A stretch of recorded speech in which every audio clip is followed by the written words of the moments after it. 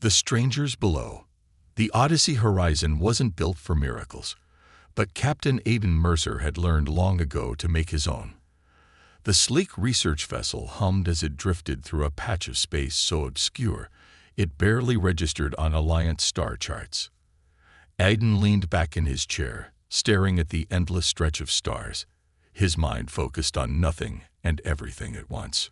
"Captain," chimed the ship's eye. Iris, in her usual clipped tone. Unidentified energy surge detected.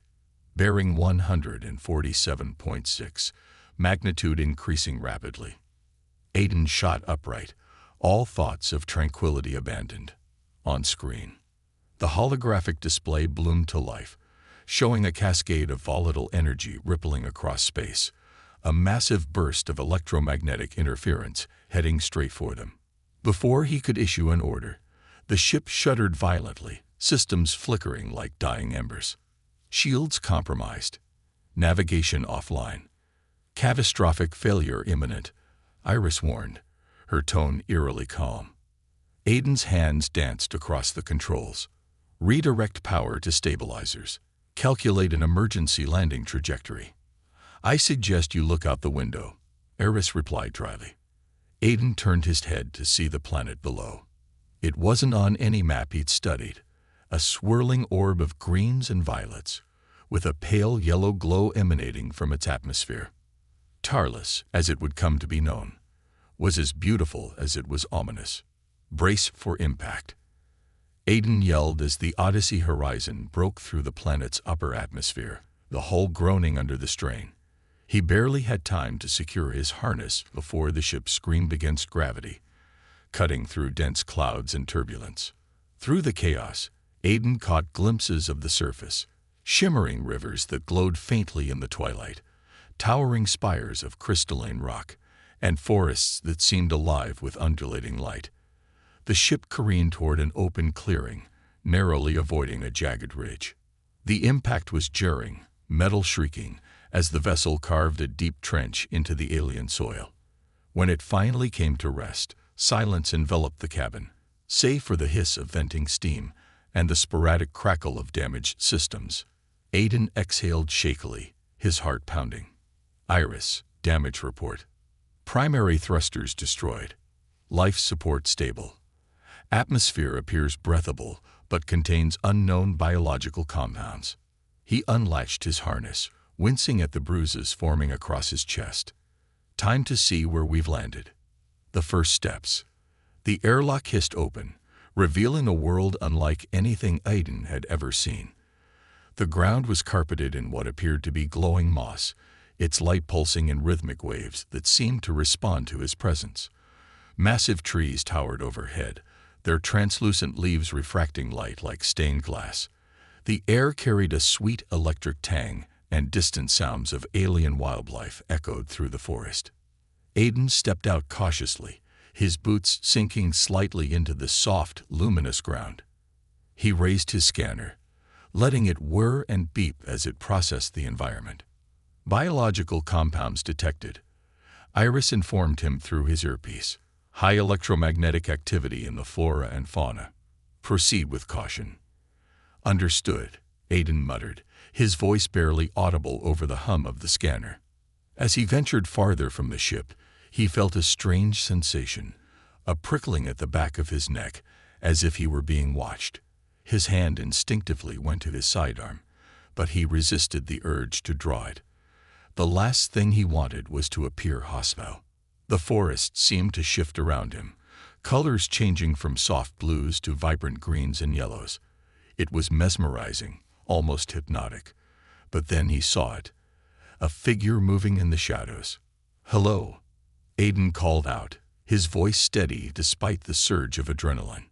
The figure stepped into the light, and Aidan's breath caught in his throat. It was humanoid but unmistakably alien, standing nearly 7 feet tall. Its skin shimmered with iridescent patterns that shifted with the light. Its elongated limbs moved with a grace that was almost unsettling, and its eyes, large, golden, and piercing, seemed to look straight through him. Aidan raised his hands slowly, palms open. "I'm not here to hurt you," he said, his voice calm but firm. "My ship crashed. I just need to make repairs and leave." The creature tilted its head, studying him with an intensity that made him uneasy. Its gaze flicked to his scanner, then back to him. Finally, it spoke, its voice a melodic blend of tones. "You are not like the others," it said. Aiden blinked in surprise. "Others? What others?" The creature stepped closer, the glowing moss around its feet flaring brightly with each step. "The ones who take. The ones who destroy." "I'm not here to take or destroy anything," Aiden assured it. "I just want to survive." The creature seemed to consider this, its eyes narrowing slightly. Then, with a fluid motion, it reached out and touched the scanner in Aiden's hand. The device immediately went haywire, its readings spiking off the charts. "What are you doing?" Aiden asked, trying to keep his voice steady. "You carry power," the creature said cryptically. "A power that can heal or harm. You must prove which." Before Aiden could respond, the creature turned and began walking away, its form blending seamlessly with the glowing forest. "Wait," Aiden called after it. "What do you mean? How do I prove it?" The creature paused, glancing back over its shoulder. "The forest will decide." And with that, it disappeared into the trees, leaving Aiden alone in the strange, pulsing light. A world of mystery. Back at the ship, Aiden worked tirelessly to assess the damage. The Odyssey Horizon had taken a beating, but it wasn't beyond repair.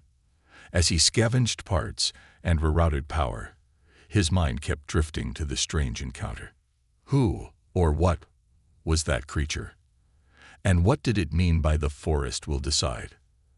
As night fell, the forest came alive with new colors.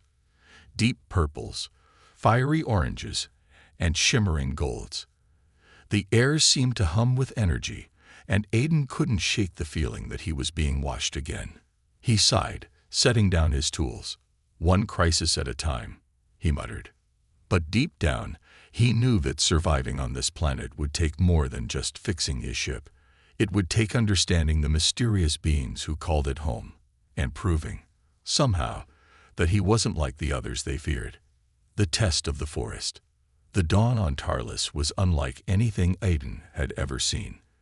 Light filtered through the crystalline leaves of the towering trees, refracting into a kaleidoscope of colors that danced across the ground. The moss underfoot pulsed with a gentle rhythm, as if the entire forest were alive and breathing. Aiden sat cross-legged on a rock near the ship, his gaze fixed on the horizon. Sleep had been elusive, his thoughts a tangled web of questions and fears. The encounter with the alien being haunted him, its cryptic words replaying in his mind. "The forest will decide."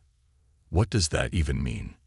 He muttered, running a hand through his disheveled hair. Iris's voice crackled through his earpiece. "Captain, you've been unusually inactive for 2.3 hours. Shall I remind you that repairing the Odyssey Horizon remains critical to survival?" Aiden smirked faintly. "Thanks for the pep talk, Iris. I needed that." "You are welcome," she replied dryly. "Might I also suggest investigating the local environment further? There are anomalous energy readings originating approximately 300 meters north of your location." Aiden frowned. "Anomalous how?"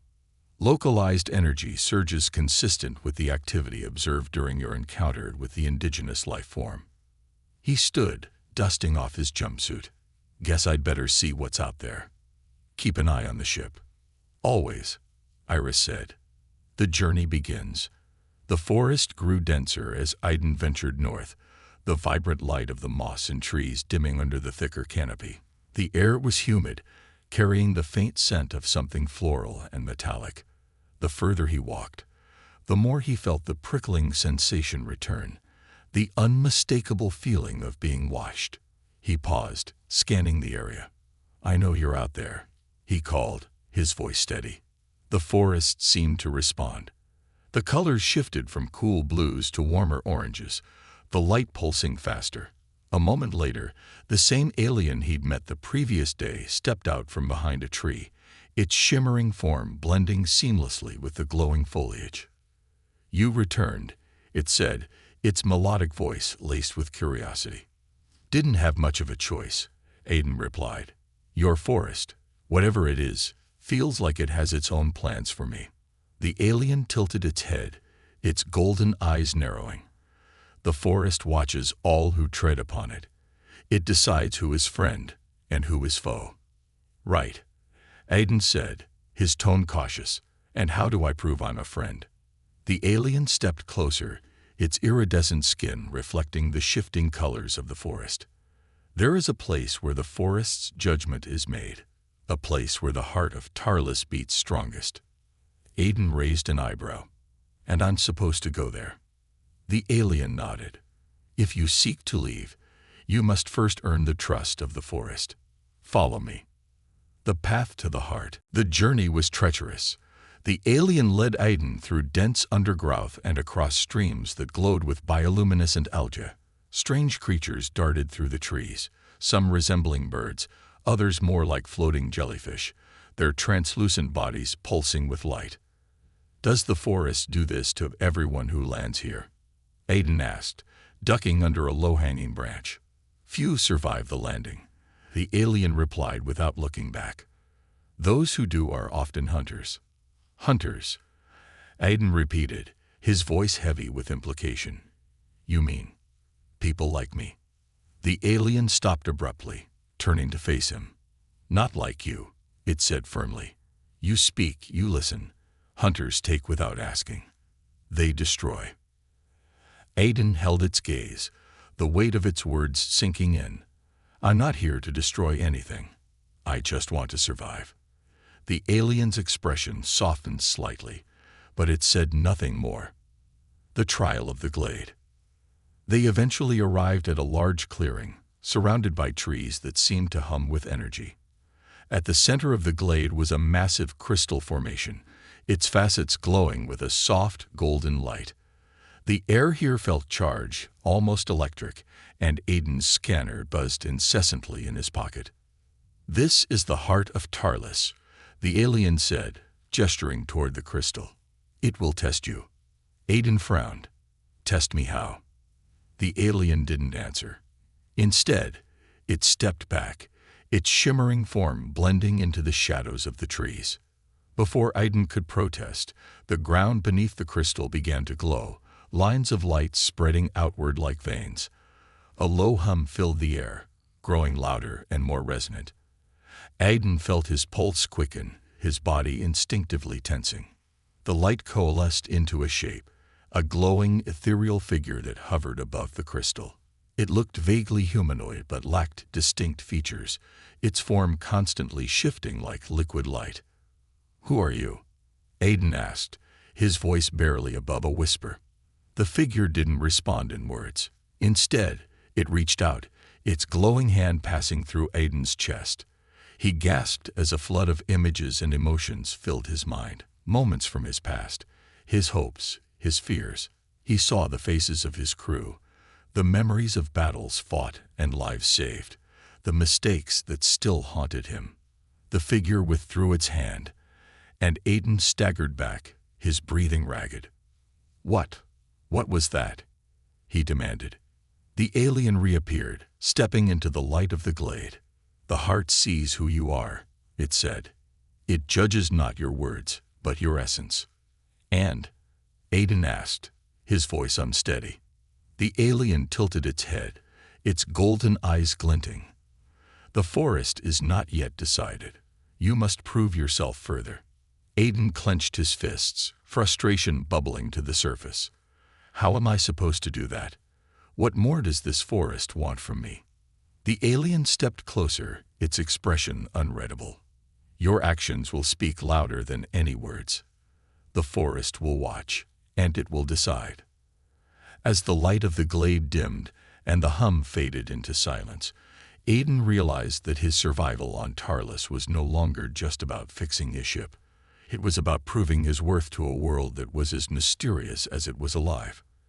And as the alien led him back into the forest, he couldn't shake the feeling that this was only the beginning.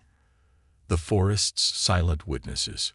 Aiden followed the alien deeper into the heart of Tarlis, his steps careful but steady as the bioluminescent undergrowth illuminated his path. The alien moved gracefully, its shimmering form blending almost seamlessly with the shifting light of the forest. Aiden couldn't help but feel like an intruder in a sacred place, every sound of his boots against the soft moss echoing louder than it should. "Does the forest always watch?" Aiden asked, his voice breaking the silence. "Always," the alien replied without turning. "The forest is alive, and it remembers." "Remembers what?" Aiden pressed, his curiosity outweighing his caution. "Pain, loss, betrayal," the alien said, its tone heavy with an unspoken history, "but also hope." Aiden walked in silence after that, the weight of the alien's words settling over him. This wasn't just a planet. It was a living, breathing entity. And it had been wronged before. The silent guardians. The path grew narrower as they approached a dense grove of towering trees. Their trunks shimmered faintly, patterns of light coursing through them like veins. Aiden noticed that the air here felt different, denser, heavier, as if the forest itself was pressing down on him. "What is this place?" he asked, his voice hushed. "The Grove of Memories," the alien said, its golden eyes scanning the trees with reverence. "It is where the forest keeps its history." Aiden stepped closer to one of the trees, reaching out to touch its bark. The moment his fingers made contact, his vision blurred, and a flood of images surged into his mind. He saw glimpses of other beings, tall and humanoid like his guide, moving through the forest, their expressions solemn and determined. He saw flashes of conflict, of burning trees and shattered crystals, of alien ships descending from the sky. He staggered back, his breathing ragged. What was that?" "The forest shows its memories to those it deems worthy," the alien said. "You saw the hunters." Aiden nodded, his mind reeling. "They came here before. They destroyed this place." "Yes," the alien said, its voice tinged with sadness. "The hunters took what they wanted and left the forest scarred. The heart of Tarlis remembers, and it fears their return." Aiden felt a pang of guilt, though he knew he wasn't responsible for the actions of others. "I'm not one of them," he said firmly. "I didn't come here to harm anything." The alien regarded him for a long moment, its expression unreadable. "The forest will decide if your words are true. The test of trust." As they left the Grove of Memories, the forest seemed to grow quieter, its vibrant colors dimming to muted hues. Aiden couldn't shake the feeling that something was watching him. Not the alien walking beside him, but the forest itself. "Why bring me here?" he asked, breaking the silence. "If the forest already distrusts outsiders, why give me a chance at all?" The alien paused, turning to face him. "Because the forest knows that not all who come here are hunters. Some bring destruction, but others bring balance." "Balance?" Aiden repeated, frowning. "You carry power," the alien said, its gaze piercing. "Power that can heal or harm. The forest seeks to understand which you will choose." Aiden swallowed hard, the weight of the alien's words settling over him. This wasn't just about survival anymore. It was about proving himself to a world that had every reason to distrust him. The alien gestured to a narrow path ahead, its shimmering form blending with the dim light of the forest. "Come. The next test awaits." The broken river. The path led to a wide river, its surface shimmering with an eerie metallic glow. Strange, glowing fish darted beneath the water, their movements sending ripples of light cascading outward. But something was wrong. The water, though beautiful, smelled acrid and faintly metallic, and the fish seemed sluggish, their light dimmer than before. "What happened here?" Aiden asked, his scanner buzzing as he took readings of the water. "The hunters poisoned this place," the alien said, its voice heavy with sorrow. "They drained the river's life to fuel their machines. The forest has tried to heal, but the wound is deep." Aiden crouched by the water's edge, his mind racing. He couldn't undo the damage caused by the hunters, but maybe he could help. He rummaged through his pack, pulling out a portable filtration device. "This won't fix everything," he said, more to himself than the alien. "But it's a start." The alien watched in silence as Aiden worked, attaching the device to a small intake pipe and submerging it in the water. The device hummed to life, its filters glowing as they began to extract impurities from the river. After a few minutes, the water near the intake pipe began to clear, its metallic sheen fading. The fish seemed to respond, their movements growing livelier, their light brighter. Aiden sat back, wiping sweat from his brow. "It's not much, but it's something." The alien stepped closer, its golden eyes fixed on the river. "You chose to heal," it said softly. "Was there another option?" Aiden asked, his tone laced with sarcasm. The alien didn't answer. Instead, it raised its hand, and the forest around them seemed to come alive. The trees glowed brighter, their colors shifting to vibrant greens and golds. The moss pulsed in rhythmic waves, and the air seemed lighter, fresher. "You have passed this test," the alien said, its voice filled with quiet reverence. Aiden exhaled, the tension in his shoulders easing. "One down," he said. "How many more to go?" The alien smiled faintly, a gesture that seemed almost human. "The forest will decide." The forest grows restless. As they returned to the ship, Aiden couldn't shake the feeling that the forest was watching him more closely now. The colors seemed brighter, the air more alive.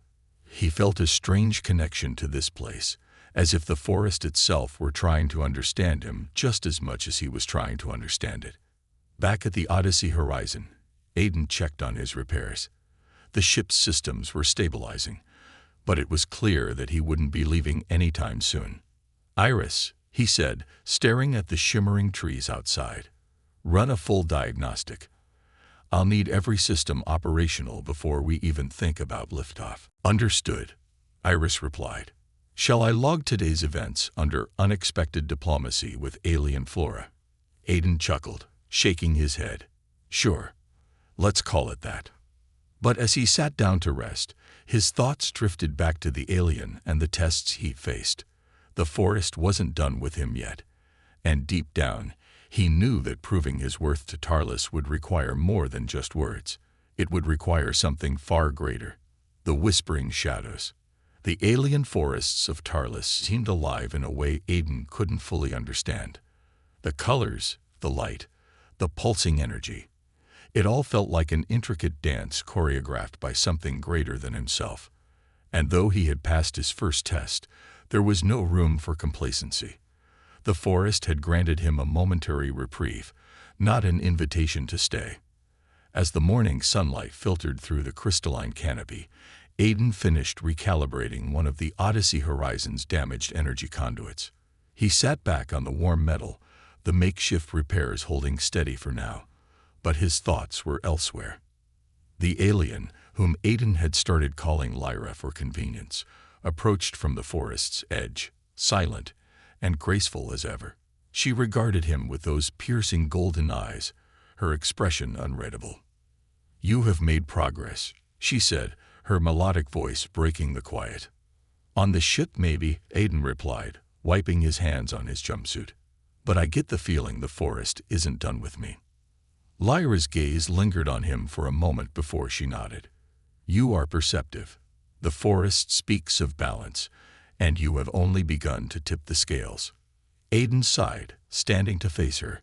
"So, what's next?" She turned, gesturing toward the dense jungle beyond. The shadows whisper of an ancient wound. "Follow me, and you will understand." The forgotten wound. The path Lyra led Aiden down was darker than any he had traversed before. The trees here grew taller, their branches weaving into an almost impenetrable canopy that blocked out the sun. The bioluminescent moss underfoot provided the only light, casting eerie shadows that seemed to move of their own accord. Aiden felt the weight of the place immediately. The air was thick, heavy with an unseen tension. He kept his hand close to his sidearm. though he doubted it would do much good against whatever lurked in this alien forest.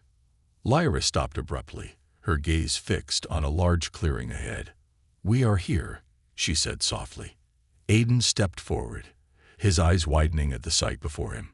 The clearing was dominated by a massive tree, its trunk blackened and scarred, its branches twisted and bare. The ground around it was barren, the luminous moss replaced by dark, brittle earth. The tree seemed to emanate a low hum, a sound that resonated deep in Aiden's chest. "What happened here?" he asked, his voice barely above a whisper. Lyra's expression darkened. "This is the wound. Long ago, the hunters came here seeking the heartwood of the great trees. They did not understand its purpose, only its value. They struck down the largest tree in the forest, severing its connection to the others. The forest has mourned ever since." Aiden approached the tree cautiously, his scanner buzzing as it picked up faint energy signatures. "It's still alive," he said, surprised. "Barely, but it's holding on." Lyra nodded. "The forest cannot let go of its oldest guardian, but it suffers, and the wound festers." Aiden crouched near the base of the tree, inspecting the brittle ground. His mind raced with possibilities. Could he help this ancient tree? And if so, how? The choice to heal. What would it take to heal this tree? Aiden asked, looking up at Lyra. "Is it even possible?" Lyra hesitated, her gaze shifting to the wounded tree. "The forest speaks of a way, but it is dangerous. The energy that sustains the tree is tied to the crystal network beneath the surface. To heal it, one must reconnect the broken lines, but the process could destroy the one who attempts it." Aiden stood, brushing dirt from his hands. "You're saying it needs a power source, something to jump-start the connection." Lyra tilted her head, studying him. "You understand more than most." Aiden thought of the ship's auxiliary power unit, a small but powerful device capable of generating immense energy. It was risky, but it might just work. "I have something that could help," he said, "but it's not without risks." Lyra stepped closer, her iridescent skin shimmering faintly in the dim light. "The forest does not demand sacrifice, but it honors those who offer it willingly." Aiden gave her a wry smile. Not exactly reassuring. Reawakening the heartwood. Back at the ship, Aiden retrieved the auxiliary power unit, strapping it securely to his back.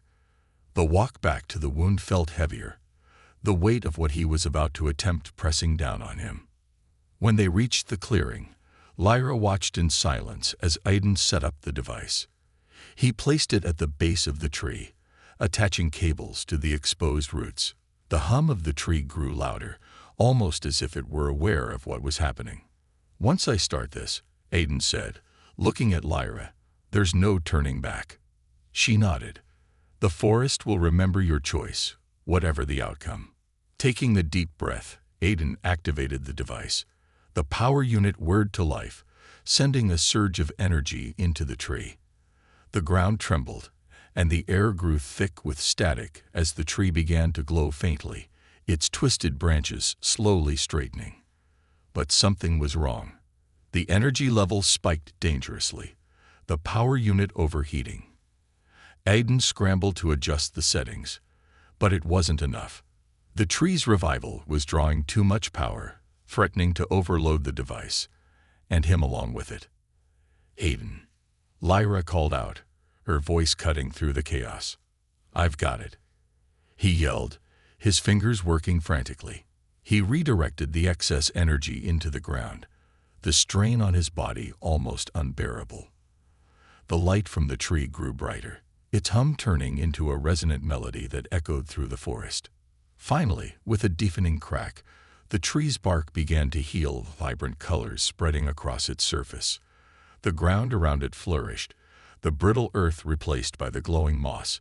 The tree's branches stretched skyward, leaves of radiant gold unfurling for the first time in centuries. Aiden collapsed to his knees, gasping for air. Lyra was at his side in an instant, her golden eyes filled with something akin to admiration. "You did it," she said softly. Aiden looked up at the tree, a faint smile on his face. Barely. The forest speaks. As they returned to the ship, the forest around them seemed to come alive with renewed vigor. The colors were brighter, the light warmer, and the air carried a sense of quiet joy. Aiden felt a strange connection to the world around him, as if the forest itself were thanking him. "You have done more than heal the wound," Lyra said. "You have shown the forest that not all outsiders bring harm." Aiden nodded, exhaustion tugging at him. "Let's hope that's enough." But even as he rested, he knew his journey wasn't over. The forest was vast, its secrets many, and the bond he had forged with Tarlis was only beginning to take shape. Echoes of the ancients. Aiden woke to the hum of the forest resonating through the ship's walls, a sound that was both soothing and unsettling. The Odyssey horizon felt more like a temporary haven than a home now, surrounded by a world that seemed to breathe and watch with quiet intensity. He sat on the edge of his cot, his body aching from the ordeal of reviving the great tree.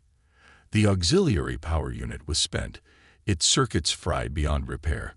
Yet, as he gazed out at the golden leaves of the reawakened tree in the distance, he couldn't bring himself to regret the loss. Lyra stood at the edge of the forest, waiting for him as always. Her golden eyes seemed more vibrant now, as if the forest's renewed energy had touched her too. "You look better," Aiden said, walking toward her. "The forest shares its strength when it is at peace," she replied. Her gaze softened as she added, "You have brought it hope." "Hope's good," Aiden said, glancing back at his ship, "but I still need to figure out how to get off this planet." Lyra didn't respond immediately. Instead, she turned and gestured for him to follow.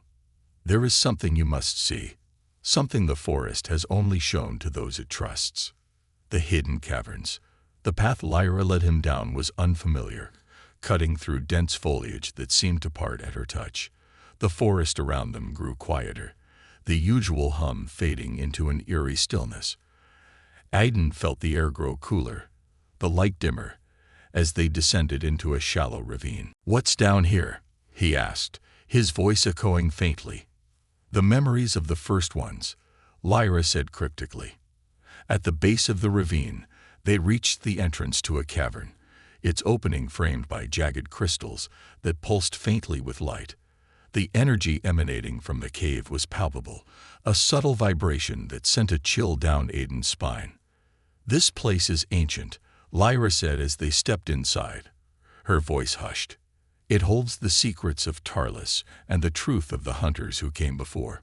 The walls of the cavern were lined with veins of glowing minerals, their light casting strange shadows.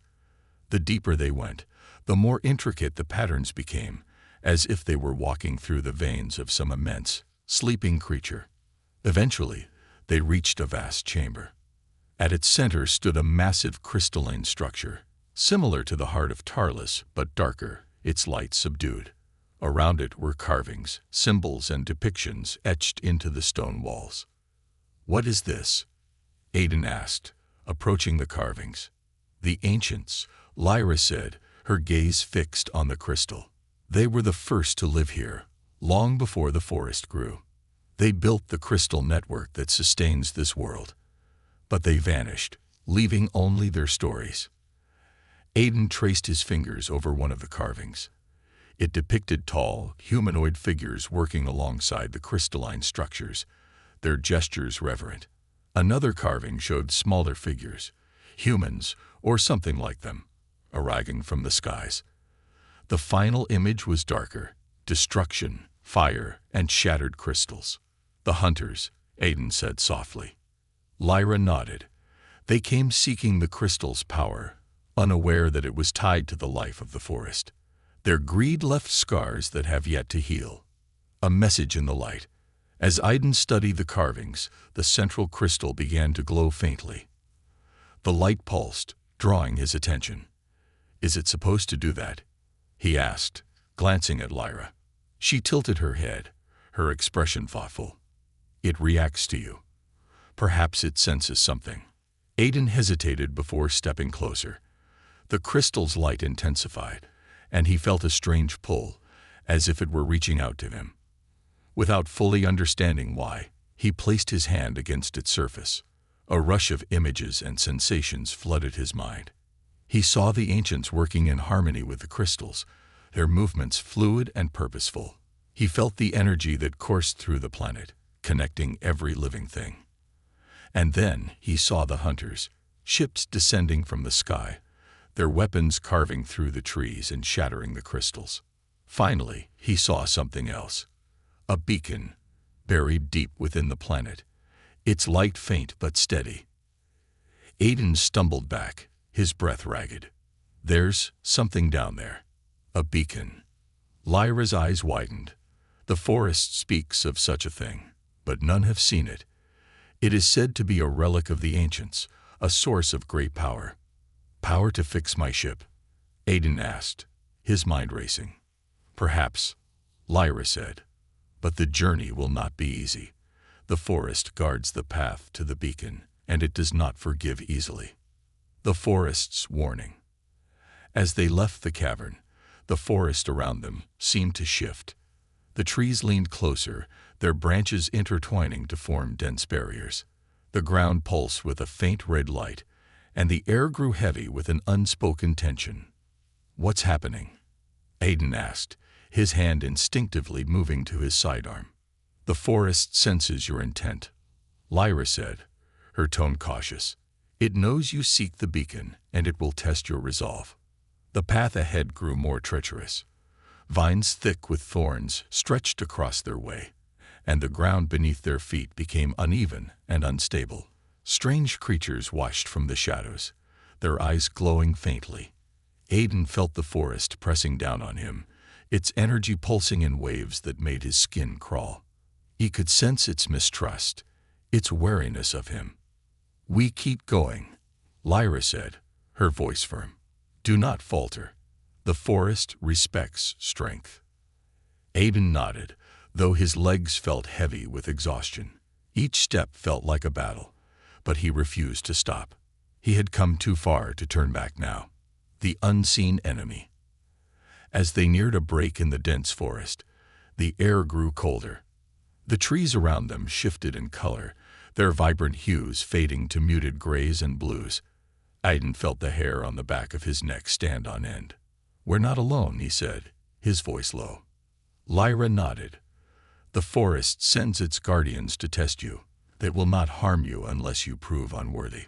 Before Aiden could respond, shapes emerged from the shadows.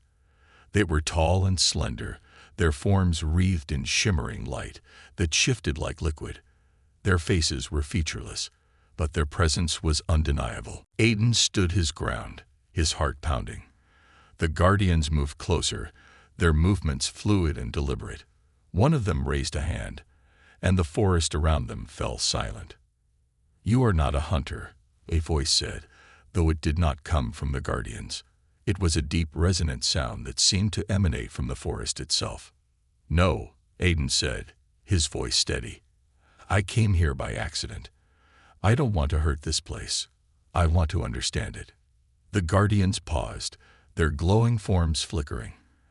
After a moment, they stepped aside, the path ahead clearing. The forest grants you passage, Lyra said, her tone filled with quiet awe. Aiden exhaled, relief washing over him. But as they continued, he couldn't shake the feeling that the hardest part of the journey was yet to come.